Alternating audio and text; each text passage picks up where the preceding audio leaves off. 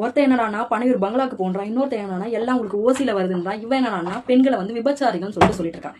புருஷன் எனக்கு தேவையில்லை, எனக்கு விஜய் தான் வேணும்னு சொல்ற விபச்சார கூட்டம் நிறைந்த ஒரு ரசிகர்கள் இருக்கக்கூடிய ஒரு தற்கொலை கூட்டம் இருக்கு அப்படின்றத இவங்களுக்கு எல்லாம் யாருங்க ரைட்ஸ் கொடுத்தது? இவ்வளவு கேவலம். இந்த மாதர் சங்கம்லாம் ஒண்ணு இருக்கும். அது வந்து நம்ம டிவி கே பத்தி எதனா போட்டா மட்டும் இல்ல விஜய் பத்தி எதனா ஒண்ணு சொன்னா மட்டும் பொங்கி எழுந்துடும். மாதர் சங்கமா இல்ல ஃபாதர் சங்கமான்னு தெரியலங்க. இதெல்லாம் பேசுறாங்க, இதெல்லாம் பார்த்துட்டு வேடிக்கை பார்த்துட்டு இருக்கீங்களா? இல்ல பெண்கள் எல்லாமே இதுக்கு குரல் கொடுக்கணுங்க. இந்த மாதிரி எல்லாம் பேச விட்டு நம்ம வேடிக்கையே பார்க்க கூடாது. நீ உன்னோட கட்சியை வந்து தூக்கி பேசுறதுனா பேசிக்க, சரியா? ஆனா வந்து பெண்களை இழிவா பேசுறதுக்கு நீ யாரு? முதல் பெண்கள் பாதுகாப்பு இருக்கா அவங்க ஆட்சியில? இருக்கிறதுல கேவலமான ஆட்சினா அது டிஎம்கே ஆட்சி தான் மட்டும்தாங்க. பெண்களுக்கு எதிராக எவ்வளவு குற்றம் நடந்துட்டு இருக்கு. அவனுக்கு எல்லாம் தக்க தண்டனை கொடுக்குறாங்களா?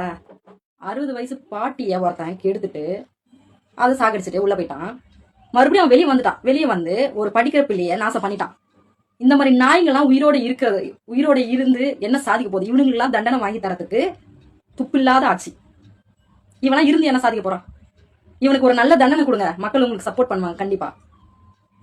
இவ்வளவு கேவலமான அவலநிலை பெண்களுக்கு இவ்வளவு நடந்துட்டு இருக்கு. இதை பத்தி எல்லாம் அவன் பேச மாட்டான். மேடை ஏறினாலே வந்து